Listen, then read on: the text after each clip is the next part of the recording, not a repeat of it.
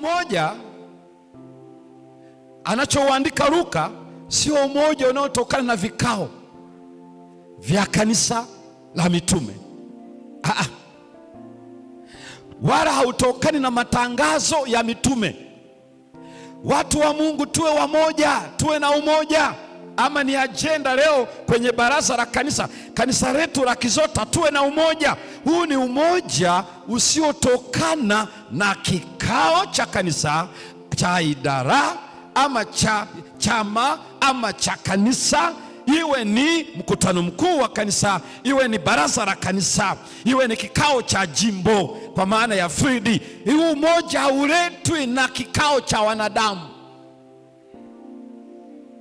Ni umoja ambao Yesu aliomba kwenye Yohana sura ya 17, watu wawe na umoja, mimi ndani yao na Baba ndani yangu na wao ndani yangu. Kwa hiyo ni umoja wa kukaa ndani ya Yesu. Na umoja wa kukaa ndani ya Yesu alisemaje? Unajua, alieleza hivi: ninyi mkishika neno langu, mimi na Baba tutakuja na kuweka makao ndani yenu. Ndio maana anasema kaeni ndani yangu. Kwa hiyo ndio maana kanisa la Adventista wa Sabato halikubaliani na ecumenicism, halikubaliani na ule umoja wa madhehebu ya Kikristo, kwa sababu moja, unatokana na vikao, hautokani na neno. Umoja anaoeleza hapa Luka unaletwa na wote walioamini, wale waliokubali watakaswe kwa ile kweli. Neno lako ndio kweli. Niombe watu 5, watu 6 waje hapa. Watu 6 tu, njoo tu haraka hapa. Pengine tunaweza tukajua nini maana yake anachoeleza. Haraka basi, watu 6. Kama hakuna watu 6 waje wanadamu 6. Maana jua wote mnadamu. Watu 6.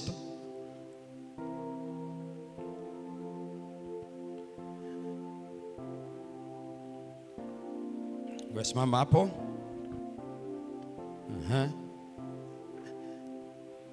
Nenda pale. Sogea hapa. Njoo hapa rafiki.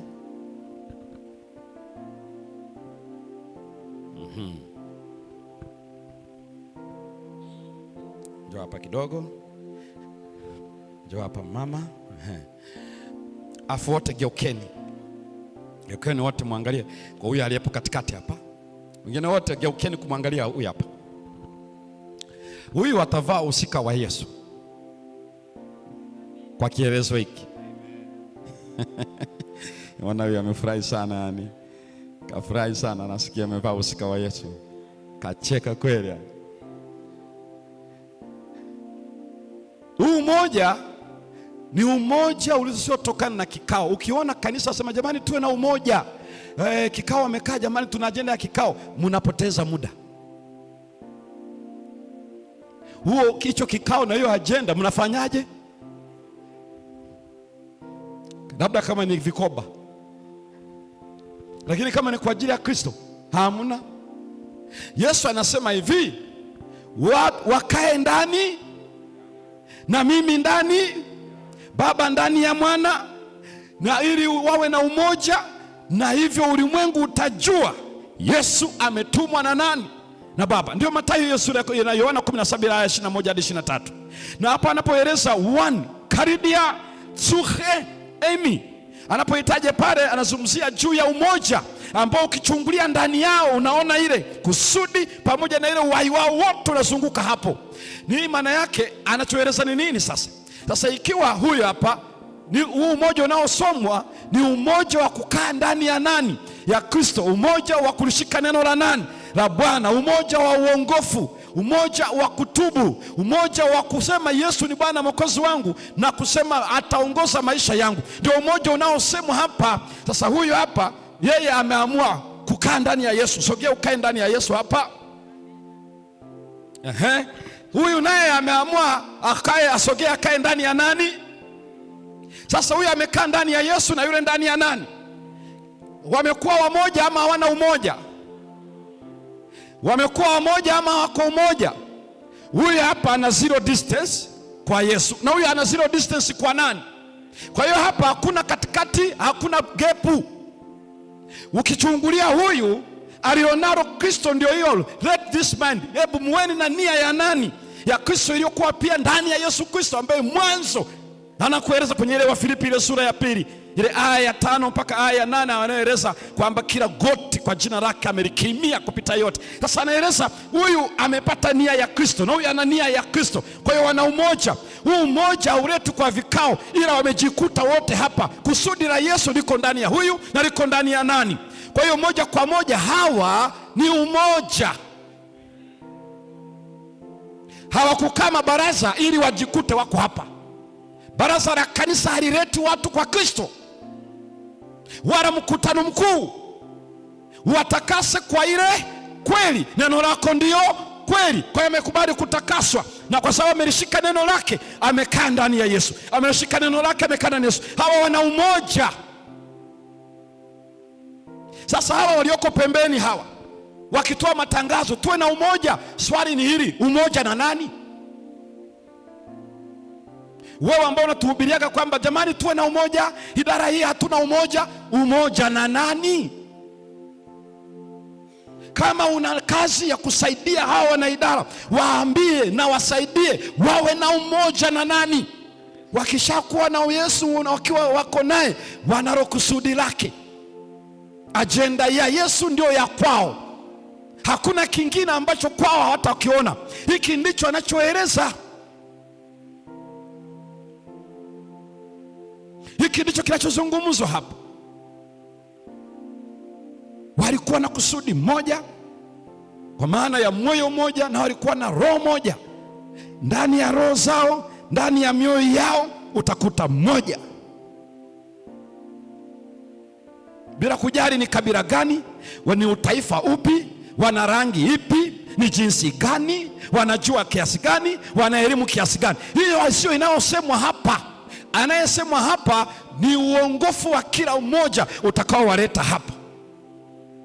Kwa hiyo kusema jamani turudi mchana tukafanya hivi, tunajenga kanisa, tunashughulikia kiwanja hiki, tunashughulikia na shamba la kanisa, tunataka tukaoteshe mahindi. Huyo anatangaza ni mzee, yale mahindi sio ya kwake, yale mahindi ni kwa ajili ya Kristo, na walio na Yesu Kristo watakuja, kwa sababu wana umoja naye. Ile ni biashara ambayo waiko ndani ya mioyo yao, ndio inayowafanya waishi. Ndicho kinachozungumzwa hapa. Kwa hiyo walikuwa kitu kimoja, walikuwa na umoja. Ni umoja unaohusu kukaa ndani ya Yesu. Kama sio kukaa ndani ya Yesu, tunajiangaisha. Haitatokea kizota tukawa na umoja, maana umoja wa Biblia ni umoja wa kukaa ndani ya Yesu. Lakini ule wa kusema tufanye umoja, huo tunaanzisha SACCOS. Maana hiyo SACCOS haianzishwi kwa jina la nani? Inabidi mlete sheria za nchi ndizo ziwawekee umoja. Ukitaka kukopa masharti ni haya, huo umeshawekeza kiasi hiki. Maana ndio utaratibu wa SACCOS. Ni vikoba vina utaratibu wake. Kwa hiyo zile taratibu zinaunda umoja. Huu umoja unaletwa na Kristo. Hauhitaji matangazo, hauhitaji vikao. Ukiona sema jamani wanawake tubaki, unaona wanawake wanaamua kuvaa suruali ghafla wanaondoka. Usianze kung'ang'ana, hawajakukataa wewe, ila hawana habari na nani aliyewaumba na akawakomboa wakiwa wanawake. Sasa wewe unaanza kupandisha mabega, sijui wananionaje uongozi wangu. Kwani ulikuwa unatafuta umoja na wewe? Wewe hivi uliona alichoambiwa Samuel? Samuel alilia mno alipoambiwa ya kwamba unatafuta watawala wafanani na mataifa ya jirani. Samuel akasikitika mno. Mungu akasema, Samuel, usiwakatalie hoja yao. Hawajakukataa wewe, wamenikataa nani? Mimi. Wasikilize. Unajua vitu ambavyo kashakatamaa viongozi ni pale unasimama unatia wa moyo kanisa kwa ajili ya utume, watu wanakuangalia tu kama unapigia gitaa kwa mbuzi. Mwisho anasema hili kanisa hili bwana, nilikuja nina nguvu, niko hama kutoka kule Shinyanga, nilikuwa na nguvu sana. Sijua watu wa mjini hawa wakuguse sasa mwakani. Bwana amekuita katika kikao kilichopita ili uwe shemasi. Nasema unajua kanisa lina watu wengi, tujaribu karama. Unajua alishaonja joto la jiwe huyo. Unafikiri ni kitu gani? Mwingine anasema sitakuwepo, nitakuwa nimesafiri. Mwakani naenda kusafiri, mwingine anasema naenda kutibiwa. Sasa hapa kwa sababu kusema kutibiwa, si ni hapa Mkapa Benjamin. Na hapa General. Na kwingine wapi? Labda hapo Dar es Salaam, wanajua ni karibu tu. Lakini wale wa vijijini wanakueleza, unajua nimekuwa mwili wangu uko sawa muda mrefu, mwakani na mpango wa kwenda kutibiwa Muhimbili. Kuna mmoja alitokeaga namna ile. Washiriki wakamng'ang'ania wale wajumbe wa kikao cha uchaguzi. Yeye anaeleza, nikamwambia kwani una mpango wa kwenda kutibiwa lini? Anasema bado sijapanga, lakini nafikiri Januari. Nikamwambia matibabu yako yatachukua muda gani? Anasema sijajua. Sasa kwa sababu hujajua, ukienda muda mrefu kanisa litakaa tena. Kulingana nia yao unachokiona hapa, Bwana anakuhitaji. Lakini wanasema unajua wengine ni wekuza, waliona vikao, waliona nini? Waliona kama muda wao wa kutumika kwenye shughuli zao za kiuchumi, waliona kama ulienda sana kwa kanisa. Wanasema unajua bwana, ukiwekeza sana kwenye kanisa hili, mambo ya uongozi haya bwana, mambo yangu yakwenda vizuri. Ndio maana unaona watu mpaka umbembeleze mtu anasema tunamtuma nani kwa fulani. Maana mpaka umpake mafuta kuanzia nywele mpaka kucha za mguuni. Unajua wewe ni mtu wa muhimu sana, Yesu amekuweka hai mwaka huu, mwakani na nini, mpaka umpambe. Yaani unaamua kuwa MC kwenye tukio la sherehe. Jamani, na waitieni fulani. Ili familia ya pekee katika mkutano huu. Unapandishwa mpaka unaning'inizwa kwenye kitanzi. Unaanza kutembea kama dume la nyang'ani. Yaani mpaka wakupake mafuta ndipo upokee kazi. Ngoja kidogo, ngoja mimi niache na hiyo kwanza, niende na ile iliyoko hapa. Lakini hawa watu hakuna anayewaambia hicho. Wana roho ngapi? Na wana moyo ngapi? Kwa sababu wako na nani? Na Kristo. Sasa wale ambao tuko nje, mimi niko huku, ila yuko kule, yuko pale, jamani tuwe na umoja, tufanye hivi na hivi. Swali la msingi ni hili, tuwe na umoja na nani? Na CTF. CTF inaweza kutengeneza umoja huu. Maana yake watu wafundishwe kweli, wajisalimishe kwa Kristo, ndipo watajikuta wote wako kwa nani. Vinginevyo nje ya Kristo, usizungumzie umoja ndani ya kanisa, usizungumzie umoja kwenye idara, usizungumzie umoja kwenye chama katika idara, unapoteza muda.